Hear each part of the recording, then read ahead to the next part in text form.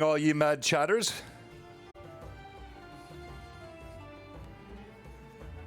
We're live. We are live.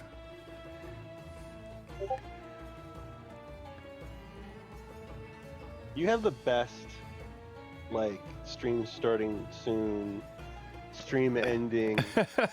My favorite still is the Dark Sun one with the guy, like the. Oh, isn't he awesome? With the embers in the desert. I know that one is one of my favorites. Actually, that image was helped created for me by someone on the Dark Sun Discord, Cordeth, who's very active there, and he helped me create that initial image. And then, of course, some of the transitions include the iconic work of Brahm, and I've actually animated one of those where the arms move just a little bit to create a sense of movement and realism. But yeah, I love this artwork.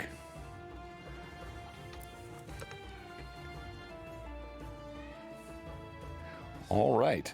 So thanks everyone for joining. Good to see you. And Tracy, hello. Keith, good to see you as well. Jeff, Amanda, as always, Robert, Greg, Kurt, all of you hopping in chat. Thank you so much for joining us. It's going to be a fun conversation tonight. And June, if you don't, you should, if you can, have the Twitch up so you can see the chat. The chat will be pretty active, as you've probably seen before, and they'll usually ask us questions and interact, so it makes it a little bit more fun. Hello, Chris. Good to see you. Cameron. Yes, XP on the way, lass. All right, so we're going to go ahead and click over to be seen and heard after I play our intro video. This is Loremaster Arcanum 129, and welcome to Loremaster's Arcanum.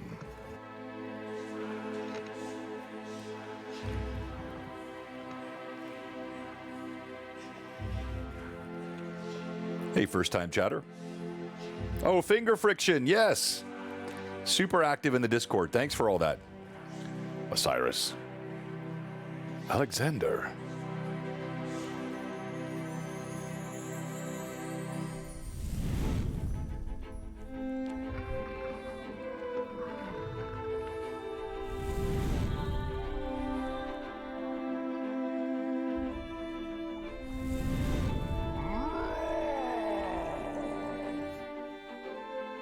Vivi! Hello! What? No one told me Vivi was gonna be here. Usually am on Wednesdays. He just got a lot more entertained. He was bored with me, so. He's like, oh, thank God. Yeah, somebody save me. Gosh. Vivi, this is June. June, this is Vivi. Hi, nice to meet you. Hi, Vivi. Did anyone bring the melons, Tracy? I don't know, did somebody bring the melon? Enemy spotted. Enemy spotted. I have foreseen your doom. Have you got any DMCA notices from those sound bites yet? Nope. I am totally DMCA clean. Never had one. Blizzard's not knocking it.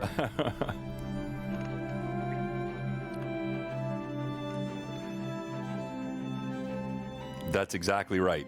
Which was then stolen by the makers of the new D&D movie and turned into potatoes. I know. How dare they? I know. Terrible. They did. They ganked my style, June. They really did. Mm-hmm. Sometimes I wonder when I see things out there, I'm like, Get this side. Yeah. That looks oddly familiar. All right, and welcome everyone. This is Loremaster Arcanum 129th episode, and let me zoom in a little bit more on June here. We are joined, as always, by Vivi. You know her as the DM's Quest in our Discord. She is an incredible dungeon master, but also an amazing role player and the co-hostess with the mostest. Good to have you with us tonight, Vivi. And then we are joined, not as always, by John. You know him as Demon Gund. Also know him as Kalak Corey on our Sea of Dark Sun game. Close. And I was pretty close. Give it to us the right way, John. Collect. No, I have to. Pressure's on now, John. Kalak Kari Kior. I think. Kalak. Ari Kior. That's what it is. Yeah, I think I was pretty The close. click is the first syllable of the second word. Okay. All right, that's maybe what I missed. And then, of course, the man of the hour tonight is June Solar. We are joined by June, and you can see all the Athascon stuff behind him. June, along with Radu, two pillars in the community that have been so helpful to me as I've gotten my Dark Sun game off the ground. June, among his many talents, first of all, thank you for your service and all that you've done there. We've had a couple of conversations. You're a super cool guy, June. But then all the things you do with Dark Sun, and you run the Discord. You're an admin on Athas.org. You organize, and I don't know if you created. We'll talk about it tonight. If Athascon was your genesis, and so many. You're DMing. I want to talk about the Reapers of the Silt Sea, Reavers of the Silt Sea, which is going to be featured at Athascon. Just a lot. So June, welcome. Oh, thanks. Thanks a lot for having me, John. You bet, absolutely. So, I got a lot of things I want to ask you about, but let's start with just the setting and how you got introduced to Dark Sun, what captured your imagination and started this journey for you. Well, it started back in 1991, believe it or not, when Dark Sun was released. I was in high school and got my hands on the box set, the OG box set. And I just fell in love with the setting. I thought it hadn't been done before, at least in a fantasy post-apocalyptic world. Very similar to Gamma World, which I was also a fan of. My brother brought us up on Gamma World, so Dark Sun was pretty much the fantasy version of Gamma World, and I fell in love with it, and been playing it ever since. So for a very, very long time, I'll say. Yeah, I mean, and similar story for me. I've talked about the journey that many people go through when they first play D&D. Vivi, often it's the typical medieval style tropes. It's sort of Renaissance or medieval European style, whether it's Lord of the Rings or those types of settings, Faerun, Greyhawk. And then people eventually, they like to try different things. So they might go to superhero-based games or space games or Star Wars or Star Trek or whatever it might be. There was a game that was very popular. It was a post-apocalyptic game, Fallout-style RPG game that came around in the late 80s, early 90s, which was fun to play.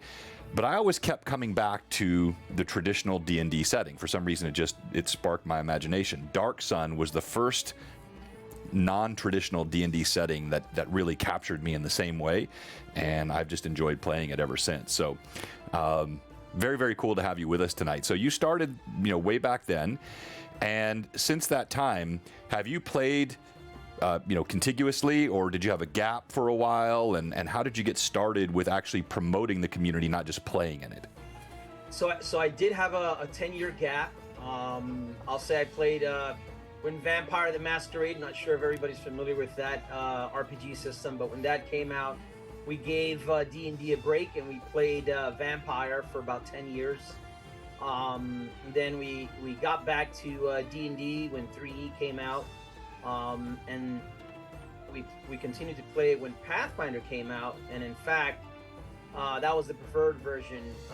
Our preferred version of Dark Sun was a Pathfinder version we found online, and played it ever since. And once 4E and 5E came along, we kept playing that. And then a few years ago, I want to say 2019 or so, I became more active on the Facebook Dark Sun site and started pushing out some of our old campaign material onto the just to gift it to the community.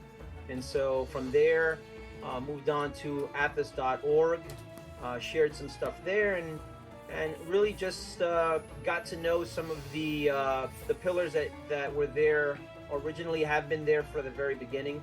And when was that you got involved with Athas.org? I would say around 2019 as well. So about 4 years ago, almost 5 years ago now, we've gotten involved with the group. And you guys have given us a shout out on the homepage. I appreciate that. We've got our flyer from the launch. That's cool. Yeah. Rob has been a fantastic steward. Even when there were the dark times of TSR, no Dark Sun for a while until 4E came out in 2014, and Athas.org has really kept it going. Although their focus and their mandate was for third edition, there is an affiliate group called the Pristine Tower Development Group, led by Jack Meyer, and we develop products there. Right now that they've been really 3.5 material, but the last one, the Crimson Sphere, that was edition neutral, and I think Jack and the rest of the team, they see the virtue of going edition neutral. That way most people can actually use it, and whatever edition you want to play Dark Sun in, you can. Gotcha. Yeah, no, absolutely. With that, do you think when you play, is there a preferred edition you like to play Dark Sun in? We talked a little bit about 5e before the stream got started, and John, Right. your Doomgen and the experiences your players are having there, and getting a little bit of a surprise if they're accustomed to more tame 5e rule sets. Of course, Dark Sun lends itself to a bit of deadliness. Thoughts on that, June?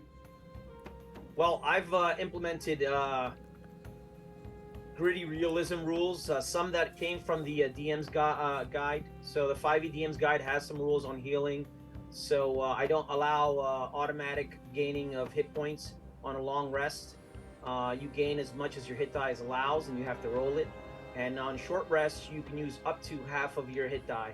You always need a healer's kit, otherwise you can't heal.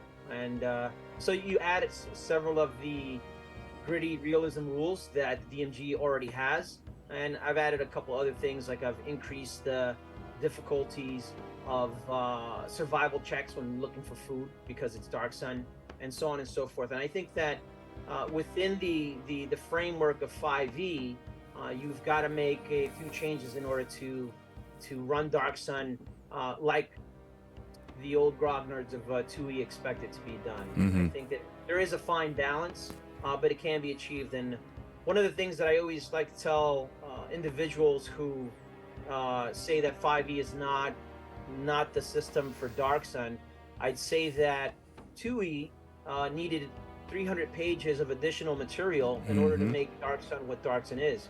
So a 96-page rulebook, 128-page Psionics handbook, and so on and so forth to actually make it Dark Sun. So 2e out of the box wasn't Dark Sun either. Nope. People forget that. No, well said. And I think, as you know, I run pretty much PF1E or 3.5, but it's heavily modified, and I use some 5e elements. I think there's a lot to be found in 5e that I like. But in terms of the core rule set, I still stick to the 3.5 just because I think, I jumped off the edition train not to be a grognard, because I started playing in 1e. I played 2e, right? But I felt each of those systems needed core upgrades. I thought Thaco was kind of a backwards process, and many of the mechanics just felt kludgy. By the time 3 and 3.5 came, I felt like, yeah, okay, that's a pretty good system. It's well baked. I don't need to keep upgrading because, TSR or WotC needs to sell the next edition of their DM's Guide or Player's Handbook. I'll buy the monster manuals, I'll buy the modules, I'll buy the adventures, I'll buy the artwork, I'll buy the minis, but I don't need to change my core system except as I want to adapt it. But I think Dark Sun, to your point, can be played in any setting. And of course, Richard Baker, he really built a 4E system. He was the design lead for the 4E implementation of Dark Sun. Yeah, and you know what? Rich actually made a fantastic job with 4E Dark Sun, and the mechanical aspects of 4E might not have been to everybody's flavor. It wasn't to mine, I'll be very honest. I played, again, Pathfinder. Right. But he tried to keep as much as the original setting in place. And I think the biggest gripe a lot of people have is with 4E Dark Sun is the introduction of primordials and half giants being Goliaths. Right. That if you make those changes even in 5e like I have, you're not going to have any problems. Yeah, same. Okay, Vivi, we got a couple questions in the chat, and I know you always have some insightful questions. Go ahead, Vivi.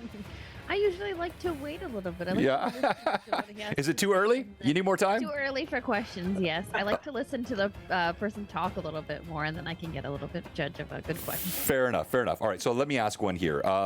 From the chat, this was from Amanda posted. I think it was Twy that actually initially asked it. What's your favorite part about Athas? Spoilers optional. Spoilers optional. So my favorite part about Athas is the mystery, the what happened behind pretty much everything that the original box set pushed out. So the original box set had a book called The Wanderer's Journal that basically painted the setting, and it gave a lot of mystery. Oh, it left a lot of mystery to Athas, and I think that.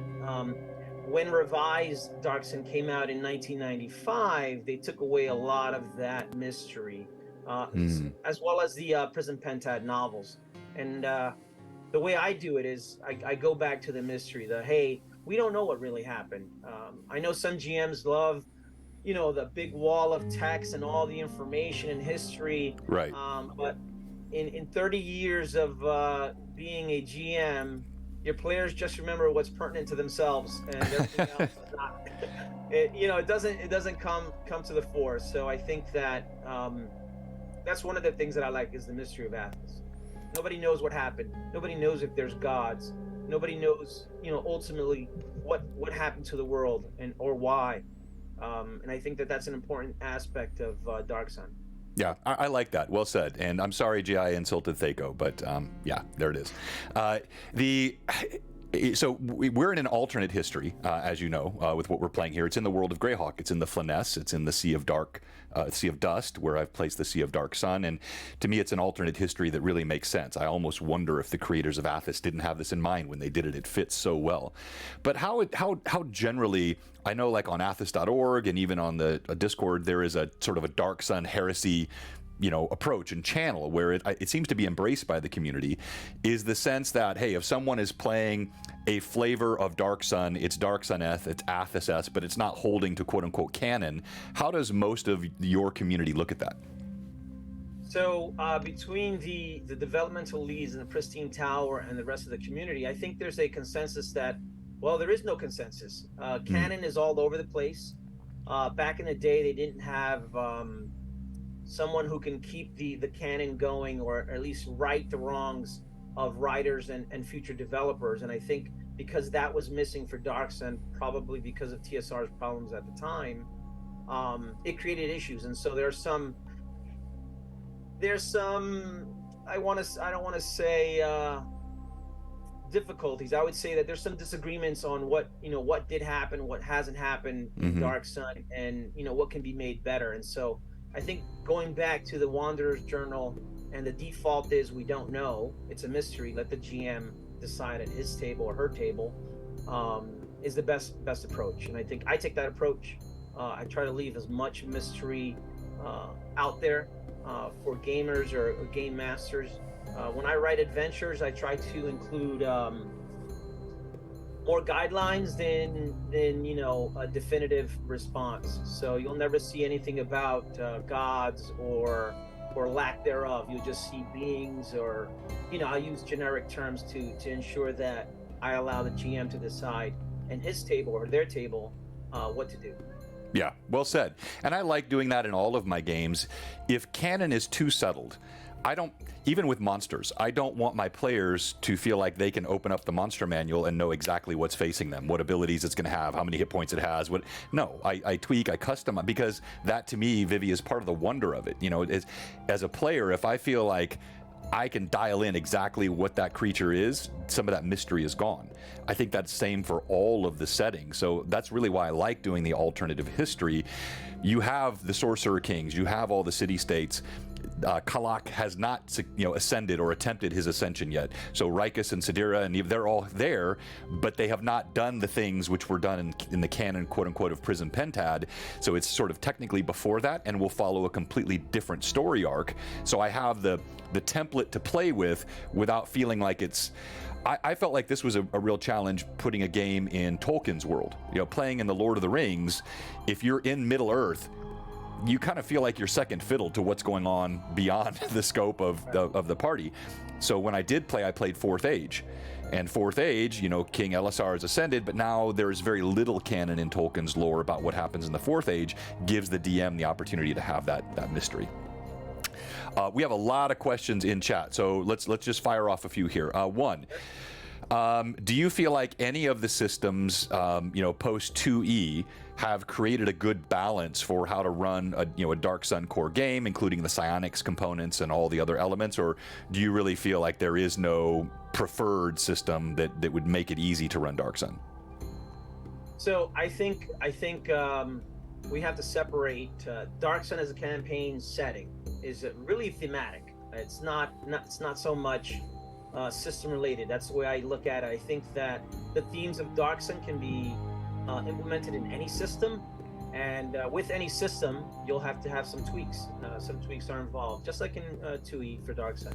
And I think that after second edition, which was one of my favorites until 3 came out, then Pathfinder, right now I still run a Pathfinder game, and I think that I've used my Defiler rules for Pathfinder are a bit extreme. I'll put it that way. But it leads to very powerful sorcerers, and you really despise Defilers, so to speak. So tell me, let's talk about that for a second, because I'm still working through how I want to run and balance all these. So, for example, psionics, I'm using the Will and the Way, but I'm also using this Green Ronin supplement here. Let me pull this up.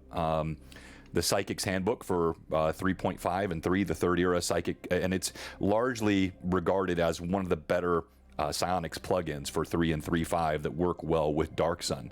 So I'm going to use, I'm using this book and the Will and the Way for how we're making psionics appear in Dark Sun.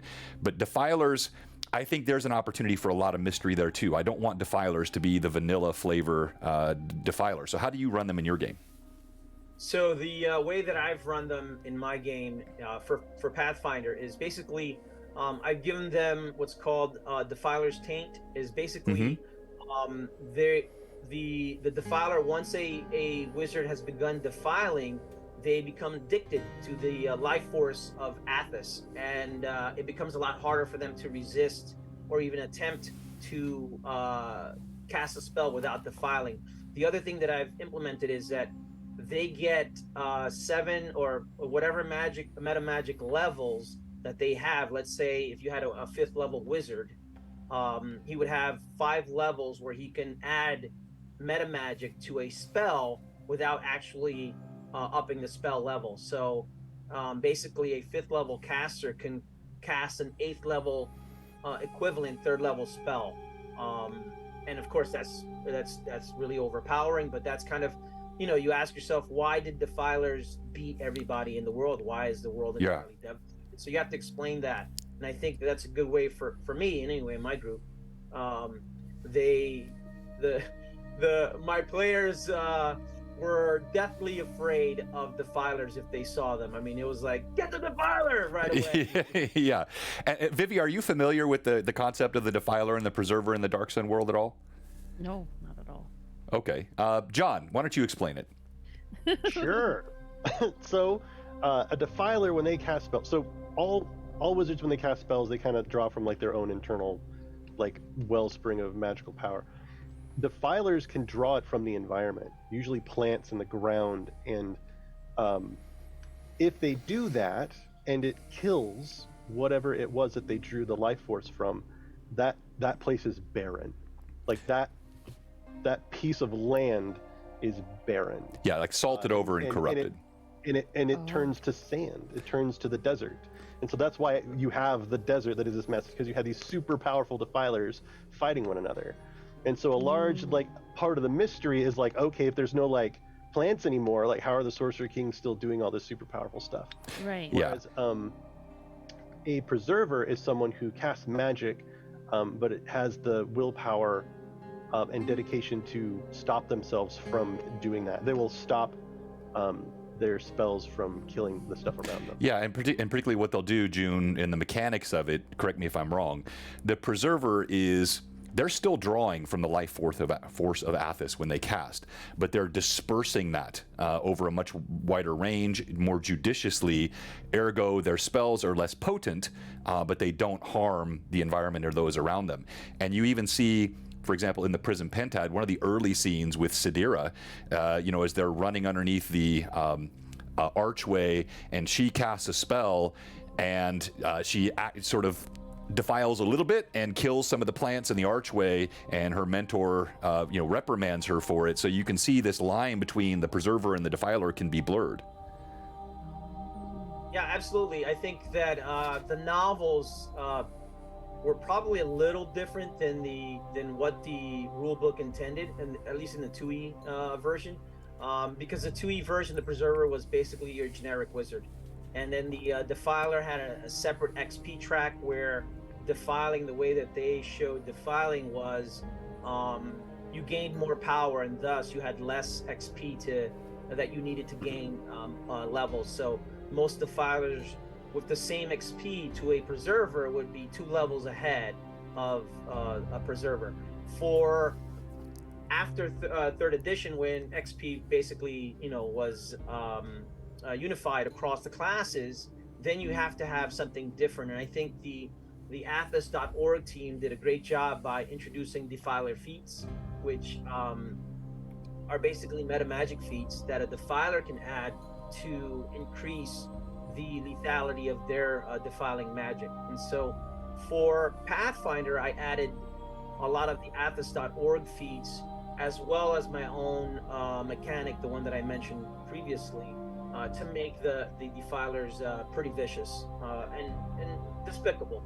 And there's something interesting for me about the nature of play between the class of the defiler and the environment of Dark Sun.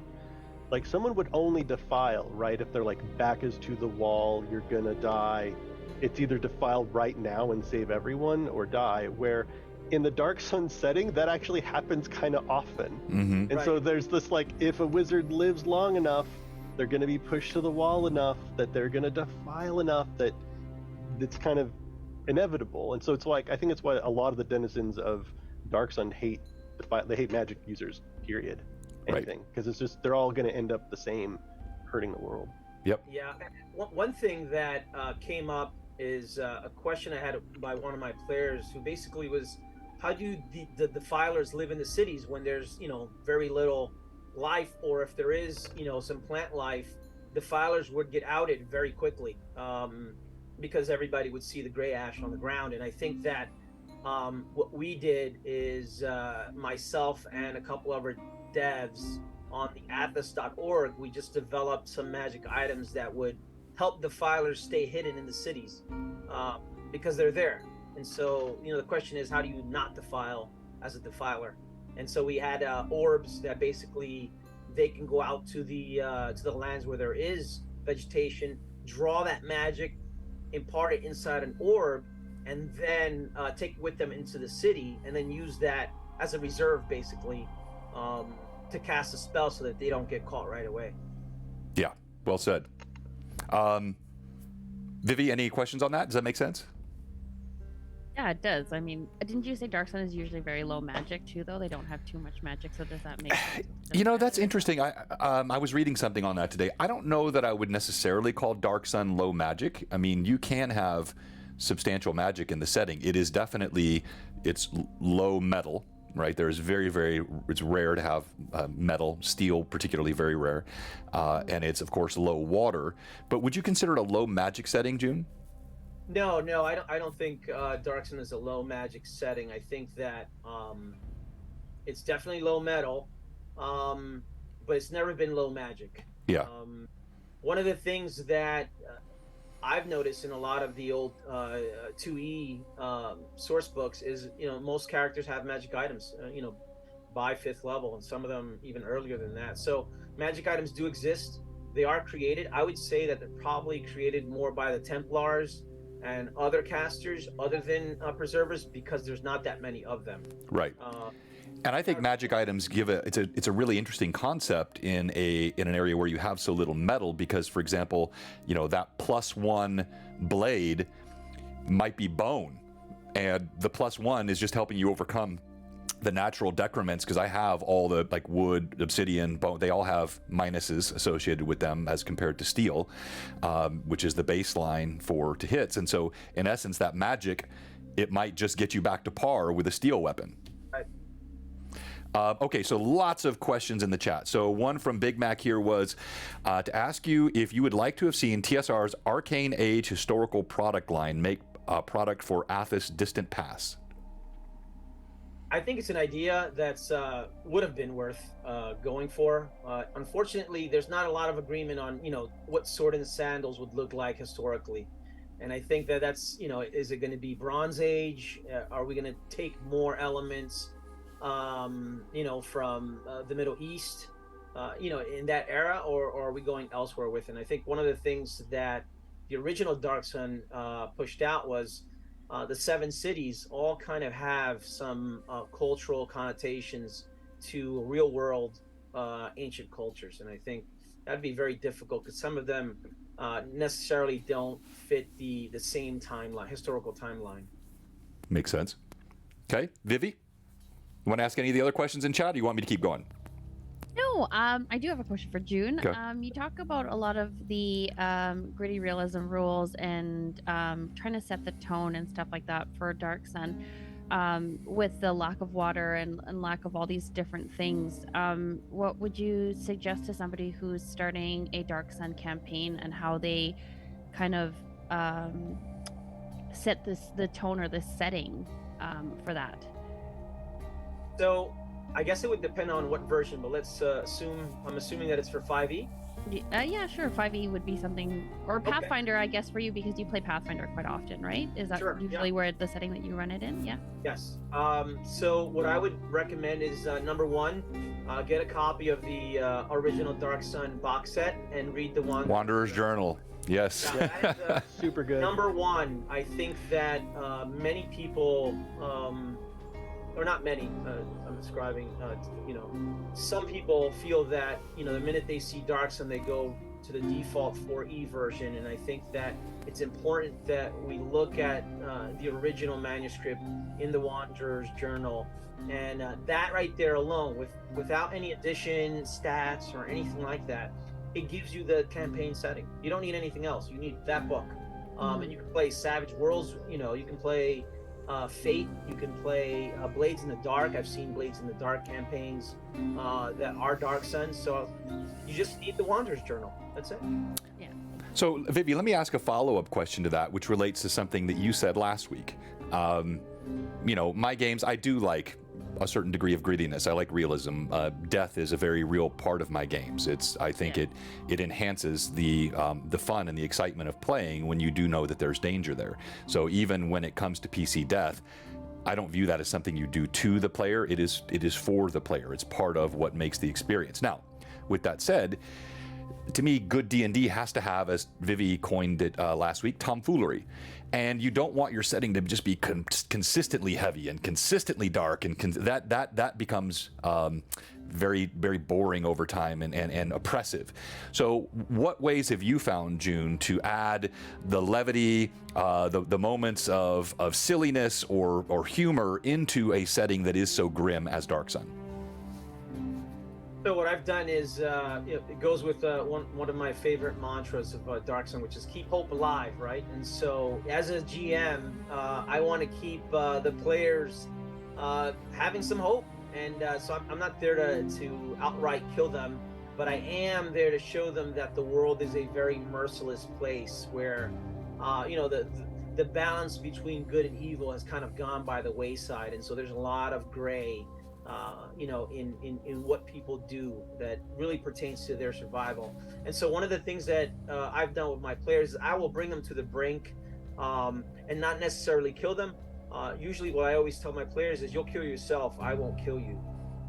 Yeah, I've seen that happen. Through their decisions. And the monsters hit hard. If you make errors as a playing group, then some of you might die. I've had players die before. It's not a big deal. But they come in understanding that. And I think, it's funny that I'm running some games in October right before Athascon, at GameholeCon, and I had to put some of those disclaimers into my Dark Sun games, just to let them know, say, hey, this is an 18 plus mature setting. It has a lot of things that for the last 10 years really haven't been explored by the 5e community. So I had to add that, actually. Yeah, I'm going to come back. I do want to talk about that today. That's one of the things I really want to dive into. But so back to the idea of adding the levity. So it's keep hope alive. I think, introduction of a little fermented kank nectar can't hurt. Other things, just give them opportunities. For example, last week, as we were concluding the Jinda story, which, I found on the Jinda family, was posted on Athas.org. It's from the 90s, and we put our own spin on it, and it actually spanned over 3 sessions, and it was a lot of fun. That was great. And in the concluding moments, Nida, the cleric of Galana, who's played by Ashlyn, actually, I invited her. The children asked her to sing. The Spectre children of the Jinda family, and she actually sang on stream, and it was amazing. And she sang it in Elvish. So we have our own, we have our own Athasian Elvish, which I've taken from the published sources. Like, you've got a lot available on your site.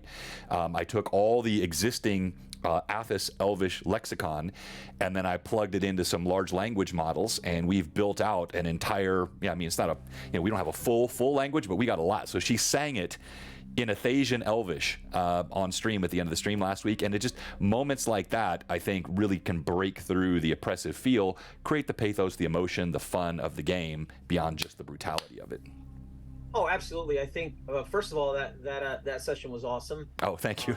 Yeah, and that story on Athas.org, I think that was an amazing story that was written a very long time ago. Mm-hmm. But it was good. We actually spoke about that before you used that story, and we were looking for ways to actually implement it. So when we read it, I was doing some editing on it.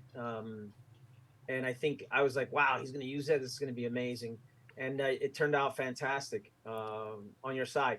Now, one of the things that you mentioned is loss. And I think that's one of the key themes in Dark Sun. It's a sense of mystery, loss, longing for something that's just not there anymore. And I think that's important for GMs to bring it to Dark Sun, and not just, brutal arena style fighting all day long. And I think that's kind of boring. Yeah. You'll lose players that way who are not interested in that. And you got to keep a good balance. Yeah, well said. That's Vivi. Actually, that's why I got that out of the way. In my very first opening scene of the Sea of Dark Sun campaign, they were in the arena, Kalak and Tick, which is Rory's character.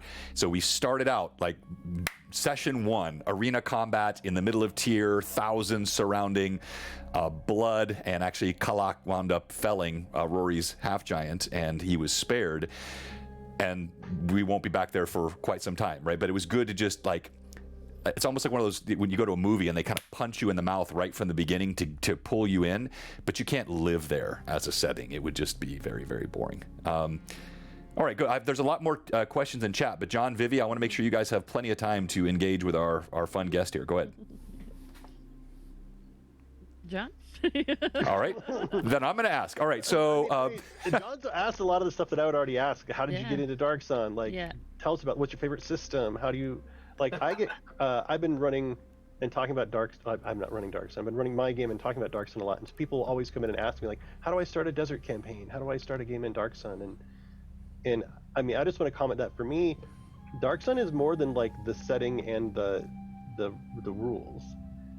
Playing a character in Dark Sun, you need to accept a couple of things. That the environment is really scary.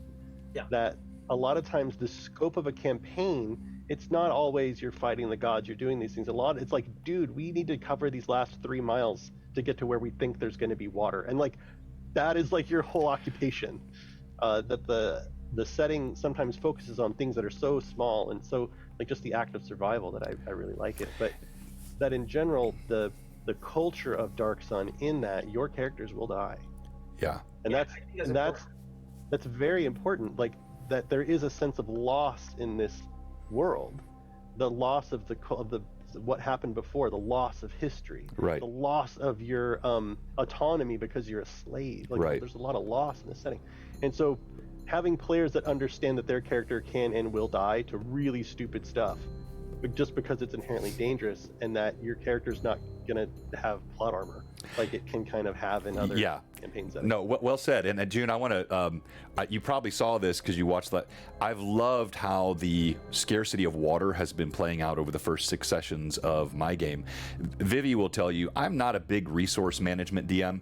I don't like getting involved in the nitty gritty of. I don't really track encumbrance too closely.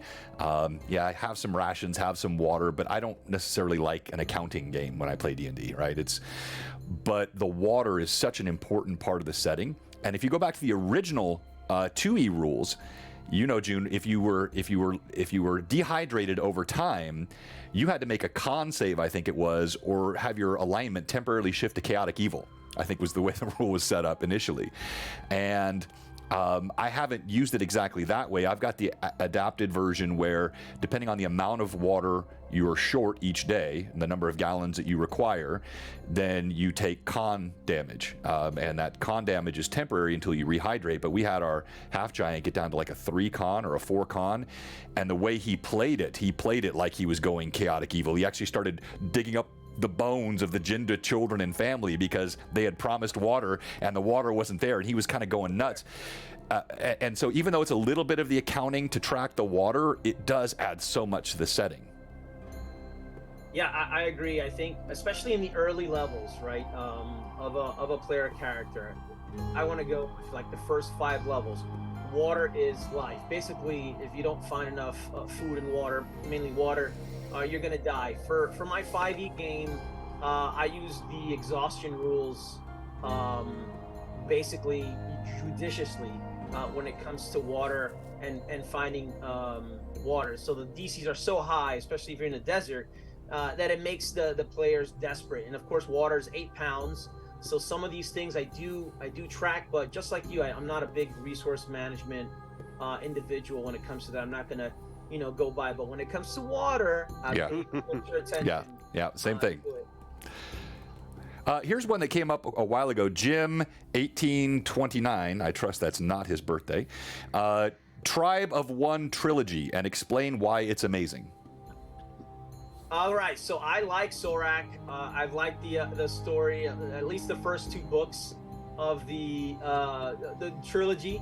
I like some of the historical stuff that was thrown in, like the Galdra, the Blade of Elvish Kings. I think some of that stuff was really good, but he was more like Gary Stew after a while, and so I think that the original story in the first 2 books went well, and then in the without giving any spoilers, and then in the 3rd book, he basically became Superman, and I think Sorak deserved better. In my opinion. You heard it here. I think that's an excellent book review. Here's another one. How often does someone play a Defiler or even a Templar in your games? Oh, so I have not had a Defiler play, but I've had individuals ask about playing a Defiler, and so the default answer that I give them is basically, just so that you know, Defilers are pretty much hated by 100% of the people on the planet. That's just how it goes. You basically are killing their food in a world where there's very little food to begin with. The Templars hate you unless you are one of the Arcanum of a Sorcerer King. You're basically hunted on sight, and you're not going to be giving a lot of refuge anywhere. So they have to know that. And they have to know anytime they cast a spell and their friends are close by, it's going to affect them. That initiative pain that happens when you defile and somebody's within that radius. I also implement that as well. So I wouldn't mind it, but it hasn't happened. Probably after I give the warning, nobody wants to play it. Yeah,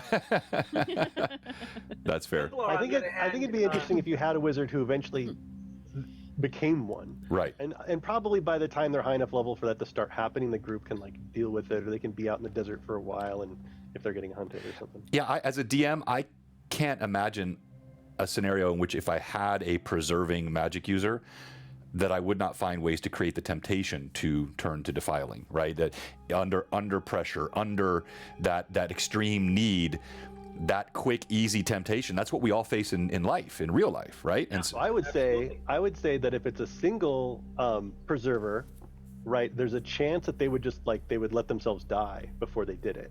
But if it was the opportunity to save another, that's really where a tough decision is. yeah, and maybe, but if that single preserver might just be kind of selfish too. I mean, just because you're a preserver doesn't mean you're altruist. You know, you could be a chaotic neutral preserver, and maybe still, an evil one. Yeah, you could be an evil preserver. Yeah. Yeah, That's true. yeah. One of the things with being a preserver is exactly that. I always create the temptation because I want them to go ahead, try it. Yeah. Do it. Yeah, exactly. You Like, never Your know fire unless you bubble try. looks so cool. But you also have the addition of the Veiled Alliance, where the Veiled Alliance is not a good organization. They're basically a survivalist organization, kind of bordering on what we would say is a terrorist organization in the eyes of Right. social governments, right? And so you have those individuals who inevitably will know that there's a preserver and will be trying to force you to join their group, or if not, just let you die. They're not going to save you just merely because you're a preserver. They're not a good organization. They're more about a self-preservation organization. And so you have that added flavor that if you have a lone preserver and he has no contacts in the city because he's not part of the alliance, then he's got enemies everywhere. Templars, Defilers, even the Veiled Alliance might be an enemy because he might conflict with their aims. So I think it's important that a player know all of those aspects, or at least learn through a game those aspects so that they can develop their character better. Yeah, well said. I think that's a super fun element of the game. So something else we had in Discord here, and I'm catching up. I'm way behind. The Discord chat is really, not the Discord, the Twitch chat is really good tonight. Thanks, guys. So Jim asked the question if anyone's aware of the effort to create a Dark Sun Sands of Time server using the NWN game tools. John, did you send something to me about that? Someone sent a link on that to me. I sent a link to you. I found some website that was like, hey, yeah, we took Dragon Magazine, 20 adventures from Dragon Magazine, and made some sort of publication from it. Yeah, that's not the one I'm thinking of. June, are you aware what he's referring to? No, I know there was a Sands of Athos fanzine many years ago. Ashes of Athos? No, that's actually a 4E campaign that was a living campaign that WotC authorized back in 2014, I want to say, or 2010. I might have my dates wrong, but that was quite a long time ago. And so what I think is there was a Neverwinter Nights setting that individuals were trying to convert into various games online. I don't know if it has fully developed. I think it's still a work in progress. Okay. Good. And thanks, chat. Yes, I'm glad you guys are enjoying Sea of Dark Sun. I appreciate all the comments in there. You guys are great. Athasian bards, entertainers and poisoners, but also alchemists and drug pushers? ? So for my 5e version of the Athasian bard, they're not spellcasters. They basically have what's called psionic whispers, and so I've converted all their spells into side points and basically a focus on telepathy, empathy, and some assassination abilities, obviously to make poisons and stuff. And so it's very different than what you would normally find in the player's handbook for 5e. So it's a spellless bard, in other words. Yeah. So psionic bard. It's the best way to do it. That's the only way that I thought of implementing it without changing too much. Yeah, I think I love bards in the Dark Sun setting because I think too often, especially with the newer 5e stuff, the bard trope has really been confined to this sort of philandering, constantly trying to romance, fairly monolithic in thought process, and bards can be far more nuanced, and they don't have to sing. They can play, or they could be artists. They could be skilled at any sort of creative element, and then I think the bard that we have, Lucius, played by Becca, is a fantastic twist on the bard. He's really a very sad person. And so the essence of his bardhood comes from a place of trauma, from a background that was very, very difficult and challenging. And so much like artists in our own human history, oftentimes art comes from pain. And so for this bard in our campaign, much of what Lucius does comes from pain, which is a great way to play a bard.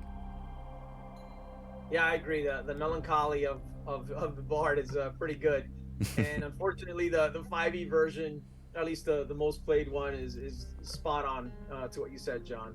Yeah, it is what it is, right? Yeah, and it's like anything else. I mean, people catch on to a certain concept. It'll come around. I don't think there's anything endemic to 5e that means it has to be that way. It's just kind of how the trope got built up. Yeah. John, I wanted to go back to a previous question that you had. Did somebody ask whether I allowed Defilers or Templars? I have allowed Templars. In fact, in my last campaign that we just ended, we had a Templar player there, and they played a phenomenal Templar of Hamanu, which basically inspired me to do some cosplaying as a Templar of Hamanu, which is nice. When I go to in-person conventions, I'm dressed as a Templar of Hamanu. So at Gen Con, we'll see it? Oh, yeah, absolutely. Yeah. Okay. Gen Con, Origins, Gamehole Con, all those, any physical con, I'm normally in cosplay. All right. Well, we need pics. Yeah, they're out there Pixar didn't somewhere. happen. Yeah, Pixar didn't happen. All right, so much good stuff in the chat here. So here's another one. What would you do to allow high-level PCs to fix the environment of Athas? Now, that's an interesting question. For me, I really want my campaign, Sea of Dark Sun, and this is going to tie back to a question that Wolf Knight asked also about some of the more problematic elements of the setting. To me, fixing the environment of Athas includes what we think of traditionally as environment, the earth, the soil, the corruption, but then also fixing the environment from a social standpoint, that you have a very sort of evil architecture and structure socially. You have one of the greatest evils perpetrated on humanity, slavery, which is, a big part of the setting. So fixing Athas, to me, these are great meta arcs for a campaign. How do you play with that in your game? So I actually implement all of those things. I haven't taken anything out of the original Dark Sun. I think it's a disservice if we were to do that. And nowadays, or at least in social media, we have individuals complaining about the representation of certain aspects of class oppression. But I think if done right, you can get your message across and to show players, the evils of the world. Nobody's advocating for these things. You're basically saying they exist like they exist in the real world. So just because you don't want people don't want to see them in their games, I think it's important that we have a basic disclaimer. And so whenever you get players, I personally do a session 0 and inform everybody, hey, this is what this game has in many ways. In Dark Sun, evil has won, and hope is a struggle, and that's what you're here for. You're here to bring hope to the world. Most players, I haven't had a single player that either in convention games or in home games that have disagreed with the aspects that I've added to my games. And so, and I add all those aspects. No problem. Yeah, I could not agree more. And so the question, one of the questions in chat was actually one I wanted to touch on today. Have I gotten any pushback? Has Blue Box received any, criticism for using the setting? And the answer really is no. We have had some internal discussions, our own team, our own admin team, and these themes, I get it. They are very challenging, but I also find a couple of main points I want to make on this, and with its class oppression, some of the darker themes of the setting, I don't really understand the difference between having, let's say, something like slavery in your setting, and why that would not be something that you would portray as an evil and as something to be conquered or overcome, but you could have a necromancer in your setting raising dead and defiling people, or you could have mass murderers in your settings. You can have people that are slaughtering villages in your settings. Somehow that would be okay in a D&D setting, but this wouldn't. I think that's wrong-headed.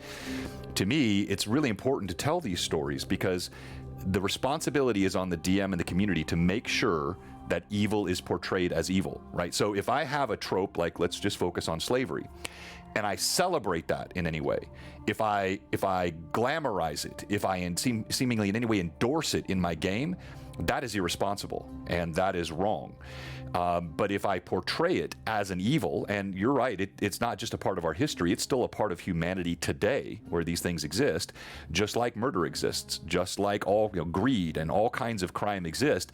These things then become the target of good, ideally good aligned players to conquer and to overcome. And you had many things within the books which were designed. Tyr becomes a free city after Kalak is killed and the chains are broken. I love it even in George R.R. Martin's Song of Fire and Ice. What does Khaleesi do? Khaleesi goes up the other side of the world, and she's the breaker of chains. She's the mother of dragons, and she's the freer. And she goes into every city, and she destroys the institution of slavery in these cities. That is a fantastic way to tell a story of good triumphing over evil. So to me, it's more about the responsibility of the DM as a storyteller to put things in the right context.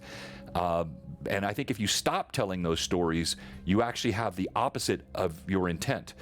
These things are real. You have people out there, for example, I don't want to go too far afield, but you have people that deny the Holocaust. Well, that's ridiculous, and we need to keep telling these stories because they are real, and the things that have happened in human history are real, and they're happening today. And so those things being in the game, as long as they are portrayed as evil, to me, that's part of the power of the setting, and that is what makes you have the chance to keep hope alive, because you have a struggle. Absolutely, I couldn't agree more, John. I think it's important that we paint the picture. As GMs, we have to be good stewards of those themes.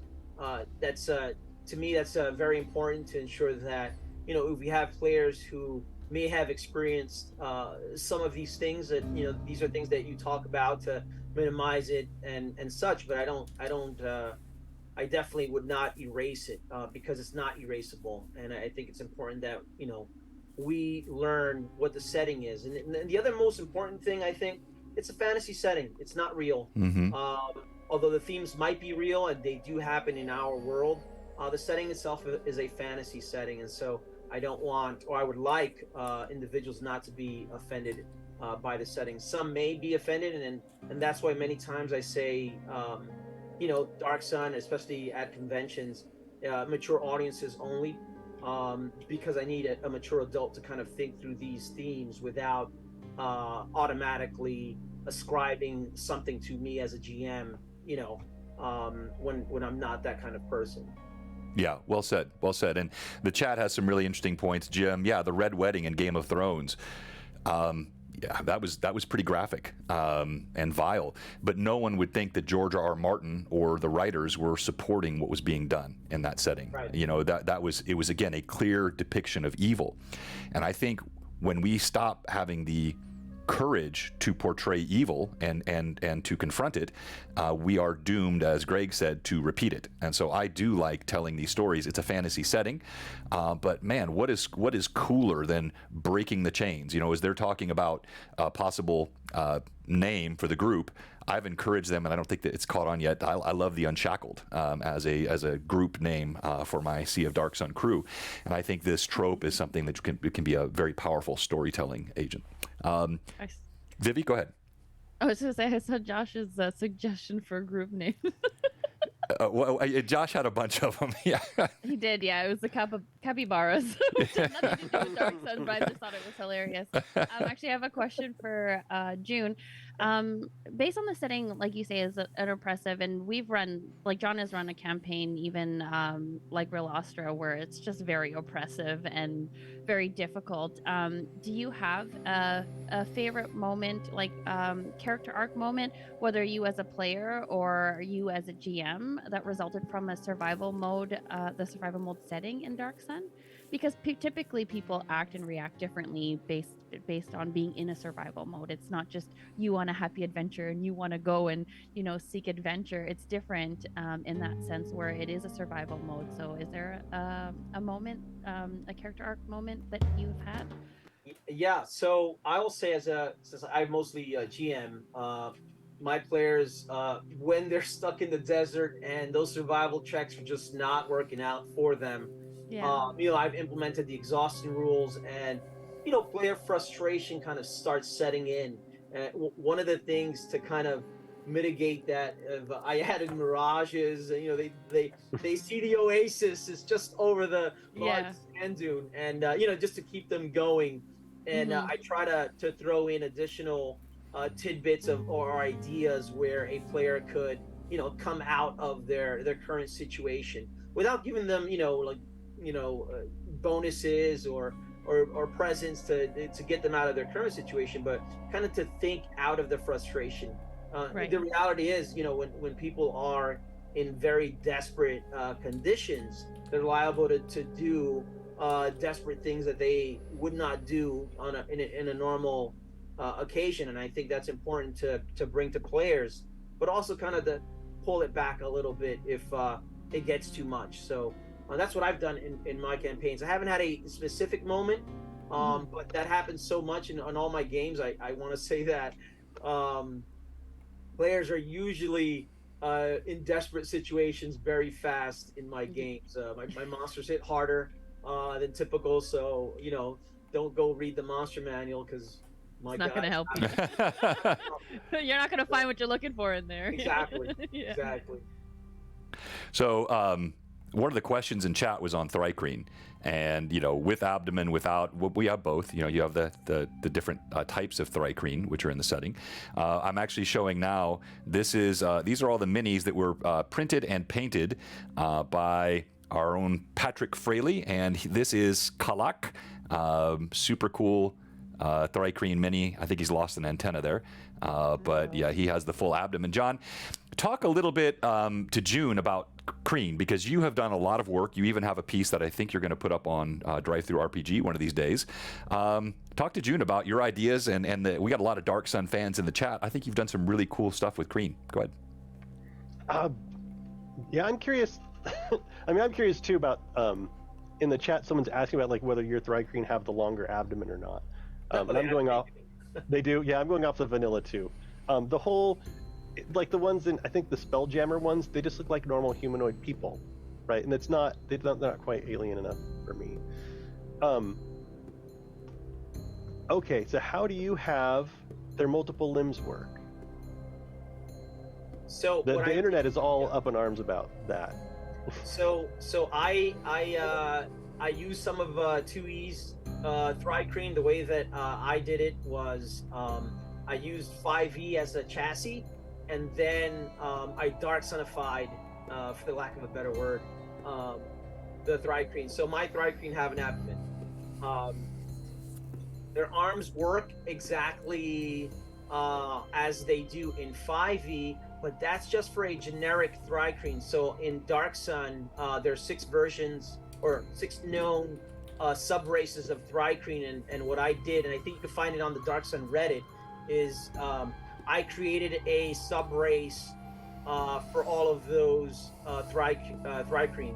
And so I think the Jozol in Dark Sun have the stronger arms, and so they can do multiple attacks with their arms, unlike in the generic Spelljammer version. And another one has poison, and so they all have a different addition to their racial structure, but they all have abdomens. They don't wear loincloths because they're insects. Right. Yeah, right. So some of that is just like, come on, folks. One thing I did change is I did keep them as medium, and I have kept them as medium for a few years. But I think for my upcoming campaign, I'm going to do something that the 5e version did, which is they included them as small or medium. I'm going to include them as medium or large. And so if you want to be large Thrycreen, you can be so, because that's what they were considered in Dark Sun, were large creatures. But I normally haven't used them because the original Thrycreen back in 1986 was a 6 foot tall creature. But it's Dark Sun, so you gotta invert whatever the normal version is. So let's make them large, and I've got some other plans for Thri-kreen that I can't quite mention yet, but we'll say like the flower mantis has wings, and so you'll see some winged Thri-kreen subrace soon enough.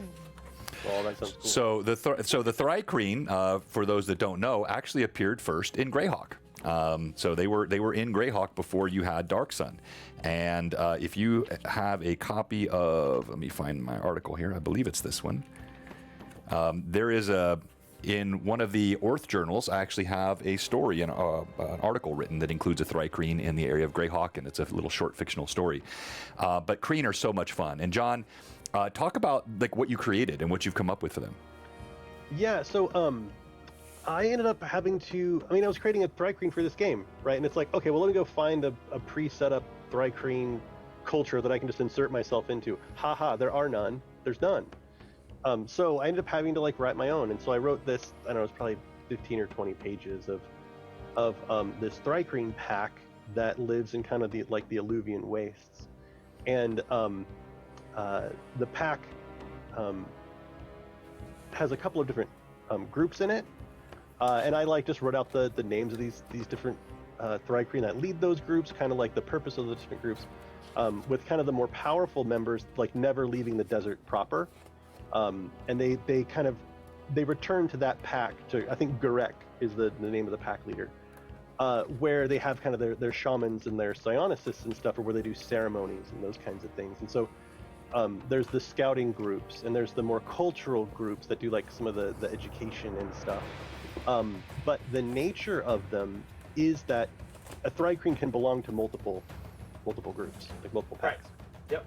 And so it's this very interesting dynamic when you're designing it to make sure that each one kind of has maybe a bit of representation from the other ones, or maybe has someone in it that just absolutely doesn't get along, right? And that's their purpose there, is to kind of be disruptive to that group because it can add something. And so yeah, I've created it. I think I made 3 or 4 different packs. I think my character's a member of 2 of them, and setting up like the yearly schedules of like mating. Right, like okay, at what point, like where is their mating ground? And I think I chose the Obsidian Waste or something like that, and that's like where they go. And like the tradition of like there is a group that always will go there, and when people are getting ready to like lay eggs and stuff, they then go join that pack, and then they make the trip together, including like the older Thri-kreen that are at their time, and how like those older Thri-kreens basically go there to defend the eggs until they die. And then as they die, the eggs will hatch, and animals will come in to then eat those dead Thri-kreens, which then the little baby Thri-kreens eat. And so there's this whole like pretty cool dynamic. But I don't know if you know of any like more advanced resources for these kinds of Thri-kreen cultures. I had to spend 2 weeks like writing my own, and that's what I'm gonna have published. But I don't know if you have or know of any resources for people making Thri-kreen characters. So the best 2 resources that I would recommend is number 1, Thri-kreen of Athas, which is the book on Thri-kreen, and then on athas.org or on the Athas on the Dark Sun Discord, you can find a podcast that Radu had with the writer of Thri-kreen of Athas.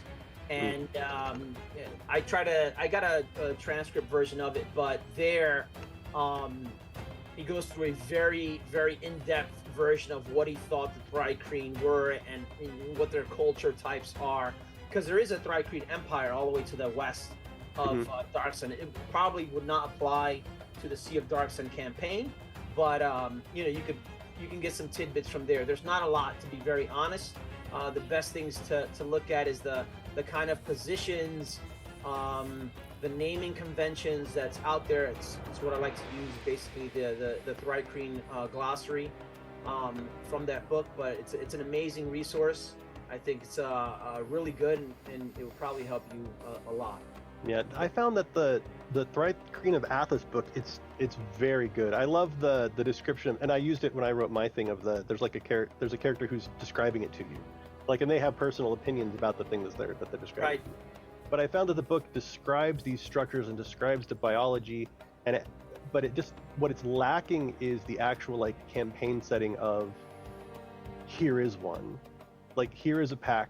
You know, it contains Sure. this many groups. Yeah. These are the leaders of those groups. Like a very kind of like a plug and play thing. I mean, I read that Thrygreen at Athas book frontwards and backwards. I love it. Man, let me give me 1 second, and I will. So I have an old 2e adventure that was written for a convention by that same author, whose name really escapes me right now. But let me. I'm pulling it up right now. Tim Beach. Oh my God. I apologize, Tim, if you're on the line. So Tim actually wrote a convention adventure. It's basically all Thrygreen, and that one goes into the culture of the Thrygreen.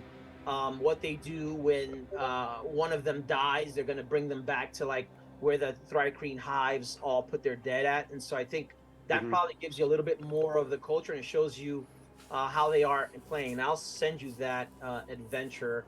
I'll post it to John on Discord, and Perfect. John can focus. And I have one other question. Sure. There's 2 parts. One is, where can I go to actually buy official Dark Sun stuff? Like, I looked at Drive Through RPG. There's like a couple things there, but there appears to be a bunch of other independent websites kind of publishing their own stuff, but I don't think they can publish at DM's Guild or anything like that. And then where can I go if I want to publish Dark Sun material? Where can I go where WotC's not going to kick down my door? So I will tell you that you won't be able to do any of that.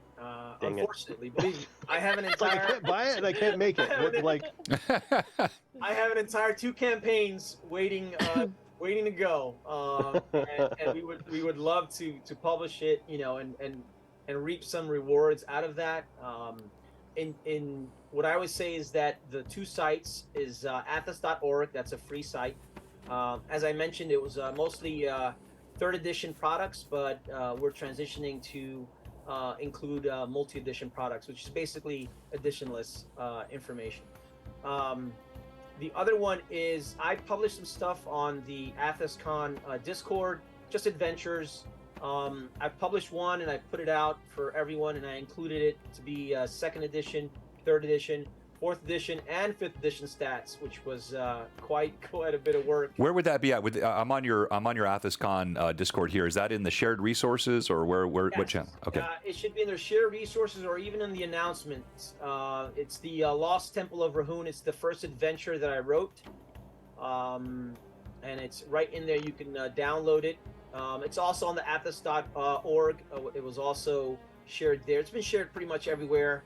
The other, there's so much stuff there. As you can see, Yeah. we're kind of moving along. Man, if it's funny, I'd have to look at my That's okay. screen. Yeah, we'll bring it up, but I mean there is a lot there, and content-wise, John, I think a lot of it is just stuff that we're sharing within the community.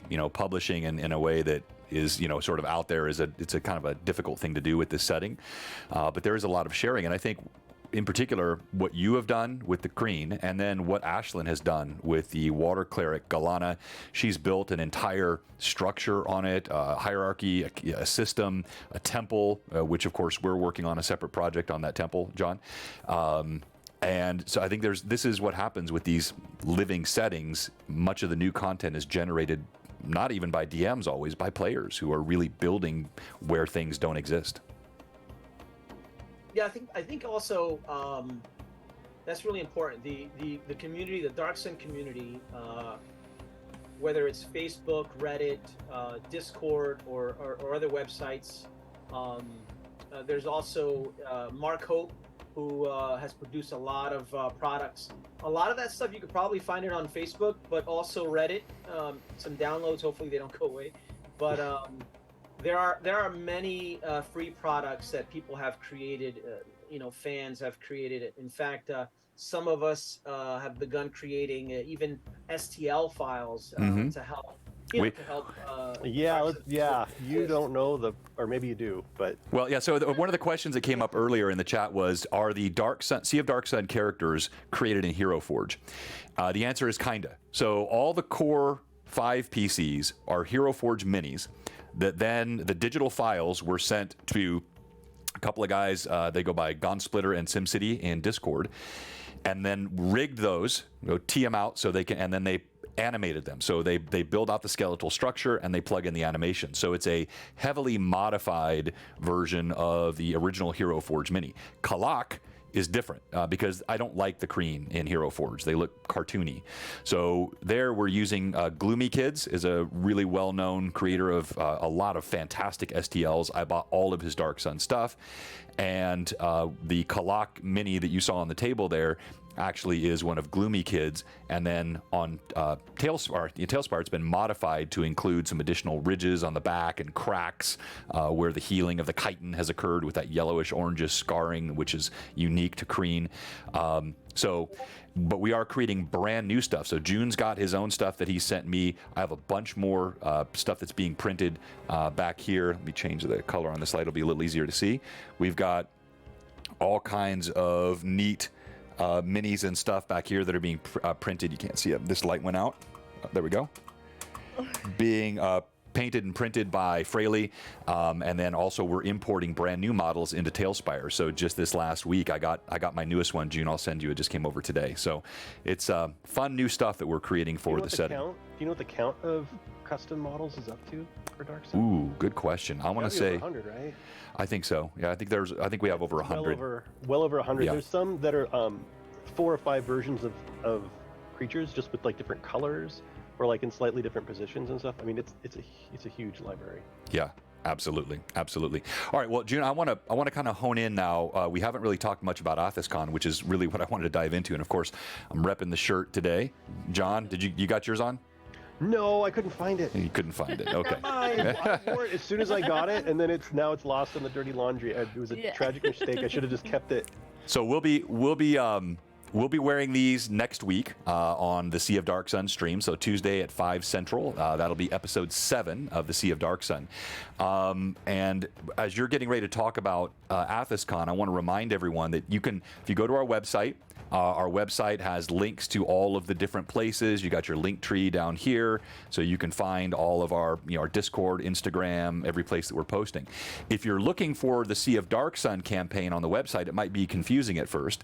It's actually under Greyhawk Awakening, because in my setting, this alternate universe, it is GHA, this is in the Flyness. And so Greyhawk Awakening, here now you'll see all the Dark Sun characters, the players, their backgrounds, so you can find out, all about each of these different PCs and the players that are playing them on our website under the Greyhawk Awakening tab. This is the Sea of Dark Sun area. You can also click here to see all the previous streams. So, ads aside, all of our previous Greyhawk Awakening sessions are on there, and then all the stuff for Sea of Dark Sun is on here. They stay up on our VOD for 2 weeks, and then I also post them all on athas.org. So I'll update that link, but I go into athas.org every week or two, and I post all the links in a thread. So anyone that wants to go back and watch these and catch up, you can, and they're all available to you online. All right, talk to us about Athascon, June. So Athascon came about last year. It was our first online convention celebrating all things Dark Sun, and so we had about 15 games of various editions and game systems that we played over the weekend. It was the last weekend of October. This year it's also taking place the last weekend of October, so October 27th through the 29th, and that's where we're going to debut a Living Dark Sun campaign, and it's going to be a multi-edition campaign, very much like my Dark Sun Excursion Adventures, where damage is basically, it's light damage, it's minimal damage, and then you determine as a GM the system. What I will include is a small spreadsheet which will show through D&D editions, hey, this is what light damage means in this edition. So if it's minimal or negligible damage, you'll take 1 point of damage, and it's pretty much the same throughout all the systems. And so it would help GMs convert their games through those systems. So Athascon actually came out from the Facebook group, an idea that was suggested by an individual called Chris Moneymaker, and we were having a big conversation celebrating the 30th anniversary of Dark Sun just months before. And in February, he said, well, we should have done a online convention. And I was like, you know what? You're right. We should do one. And I opened up a Discord for the con, and I had several individuals from the Spelljammer community come over as mods. So I had David come out and help me, which is Big Mac. I think he's on the screen, and several others that were instrumental in kind of helping me cross the Rubicon, so to speak. Is it Chris Moneymaker, the poker player? No, I don't think so. No. It's a different one. Yeah, there is one, but yeah. How many Chris Moneymakers are? This is a professional poker player. Like, I want to know this story. That's funny. No, that definitely he's not a poker player. But it came out that it was a success. We had Tim Brown and Alan Varney, who wrote the Veiled Alliance, and of course Tim Brown, who's the co-creator of Dark Sun. Come out. We interviewed them, and then we had a couple of author sessions. We basically tried to include everything that a normal convention has, just in an online format. And so I think it's a good success. This time around, we're going to do it on tabletop events, only so that it's a bit easier than the program that we used. But it's a minimal cost. I think it's like $5 to buy a badge. And that's just because that's the kind of cost that tabletop charges for games, and so that's the only thing that we're passing on to the players. But we had digital swag. We had GM swag, which was 3 STL Dark Sun files that I helped make, and then some artwork that was for VTTs, so that it was usable in VTTs, and then even the players got some swag. So I think we're going to do that this year. We've got a lot of good things coming out. Right now we're working on a map of the expanded continent of Dark Sun, and we're hoping that we'll have that out there along with some STLs that you and I have seen before. So more to follow on that. I don't want to give it all away, but we are going to debut the organized play campaign, see how it works. It's going to be called Reavers of the Silt Sea. It takes place in the trade fortress of Altaruk, or at least it starts there, and then it moves on, obviously, into the Silt Sea. And that's one of the AI generated, and then I've altered it on GIMP, the free, the cheap version of Photoshop. And it's cheap but not easier to use. No, it's not. That took a while to get together, but we're hoping that it's a success. And I've seen some other Dark Sun organized play happen. I mean, obviously the last official one was the 4E Ashes of Athas campaign, but we're looking to actually run these games in in-person conventions, and I think the first one that we'll be running that in is in GaryCon. Winter Fantasy. So that's going to be the first one that will have some actual games going on. But other than that, we're hoping that every month we run online games on Athascon, and players can grow their characters. Everybody starts at 3rd level, just like the original. Yeah. I love that. And so in the chat, the question was, so the Athascon 2 is October 27th through 29th, correct? That's correct. Yeah. So it's coming up here real soon, and Blue Box will be streaming. We'll have a streamed Dark Sun game during Athascon. Also, June, if you haven't, you should check out and kind of watch what happens with Virtual GreyhawkCon. I believe we're on the 5th year now of Virtual GreyhawkCon, started by Lord Gazumba, Jay Scott.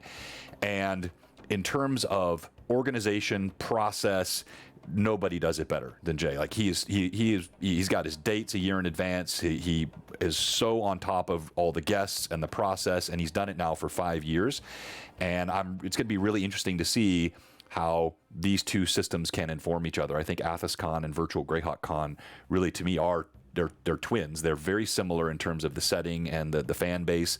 I think they can be complementary to one another, and definitely would recommend you check out what Jay does with Virtual GreyhawkCon. Oh yeah, absolutely. I actually because you DM'd last year, right? Yeah, as a GM last year for one of the Living Greyhawk adventures, and I did actually talk to Jay online via email, And one of the things is, I looked at all the online campaigns, and I recall that being from New Jersey, we had a convention called DexCon, and there was a big living Greyhawk presence, or no, Greyhawk Reborn. I'm sorry. Mm-hmm. And I took some inspiration from the things they were doing there. At the time, I think they were playing 4E, but now they moved on to 5E. So I took some of that inspiration in making a Living Dark Sun campaign, and we're hoping that it develops and we get more GMs and more authors to write adventures to keep the campaign going. Yeah. Jay asked earlier, are you going to DM again this year at Greyhawk Con? Absolutely. Okay. I'm going to pick a different adventure, but absolutely. And I check the before I make Athascon dates, I always check the Greyhawk Online dates to ensure we don't have a conflict. I think like all the other settings, such as Spelljammer, we have to kind of help each other Right. along. Knowing that the WotC is not, they're just not in that business. Right. I'll put it that way. Right. So as we wrap up, Vivi, final questions or thoughts that you would have? It's not a question from me. It's a question from Amanda, and I feel if I don't ask it, she'll be very upset. She's asking if there's any celebrations in Dark Sun. So for example, festivals and things. There are. And this comes back, I guess, to my question of, where do you find the lighthearted tomfoolery? I think someone suggested in the chat tonight that we would just have the Festival of Survival. We've lived another day. We're celebrating. So believe it or not, John, there are three main festivals that I think are, especially in the Tablelands, that they do celebrate. And every city-state celebrates it differently. And I can only speak about in Uruk because Uruk, it's pretty dark, right? I mean, no, there's a High Sun festival. There's a festival that's basically a 5-day festival. Okay. Think about it as like a meet and greet. The merchants come out. There's various arena events that occur, and there's 3 of them that I believe it's the Ivory Triangle source book. Pushes that out, and it basically says that those are 5-day events that indicate when the sun at its highest, when it's at its lowest, and when it's at the middle. And people use those dates to celebrate in the various city-states. Yeah, I seem to recall, maybe it was from the original books, that certain of those city-states, some of the celebratory things were still a bit dark, but you can play that as you want in Dark Sun. So I think that's a really fun, the Mardi Gras of Dark Suns. All right, John, any final thoughts, comments? I don't think so. Just absolutely great to be here. Honored. This is such a cool setting. I love hearing from folks who've been in Dark Sun for a long time, like their thoughts on it and their twists and their understanding of the culture and history. Yeah. So couldn't agree more. June, what a pleasure. How can people help support? Like, how can they find out more about Athascon? I'm assuming it's the Discord. It's athas.org. Where can they get the shirts? If they want to buy a shirt, can they get a shirt? How else can people support? And by the way, I'm all for using the STLs that I've been working on.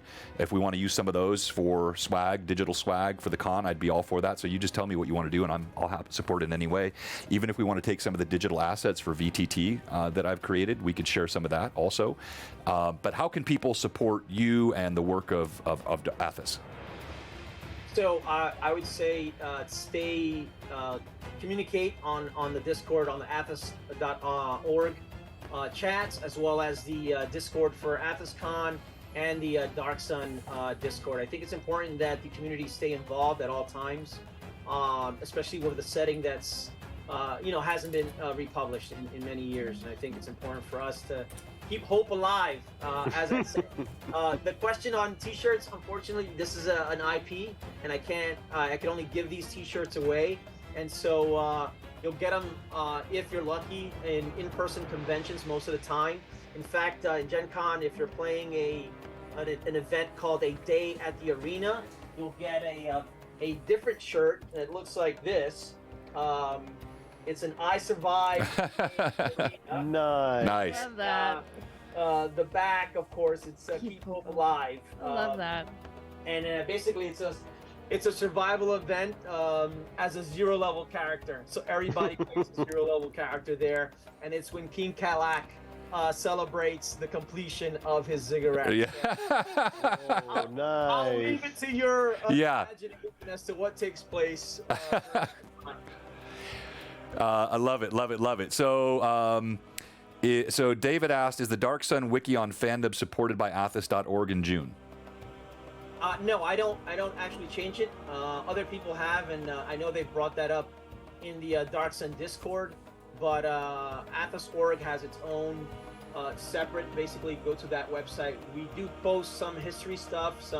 Everything is fanon, I would say, right? It's not canon, but it's as official as it's gonna get. And you know, this is all community driven. And if people on the wiki post something that's incorrect, we normally actually talk about it in the private dev group to kind of ascertain where it came from and how we can fix it.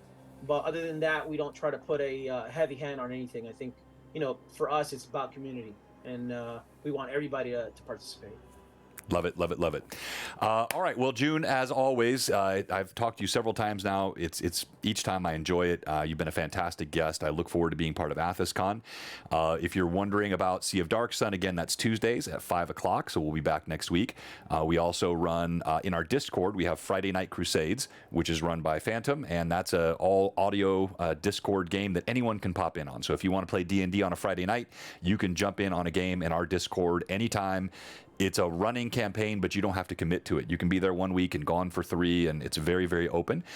Then on Sunday, we have our Tears of Aird campaign based on the Troll Lord game setting in Aird, and that has been absolutely fantastic. Those players are incredible. If you haven't seen that, check it out. Really, really fun stream. And then we have Fall of Red Dawn every other week, also in the World of Greyhawk, being run by Rory as a DM. And he's got 2 new players that have joined him, Taylor, the Barbarian Barbie, and Katie, Sweet KT420. Fantastic players, and it's really, that game has gotten to be a lot of fun. So all kinds of D&D and fun settings being played here on Blue Box. If you're watching today and you haven't followed, if you're a follower and you haven't subscribed, if you're a sub and your sub has expired and you have not resubbed, sacre bleu, say it's not so.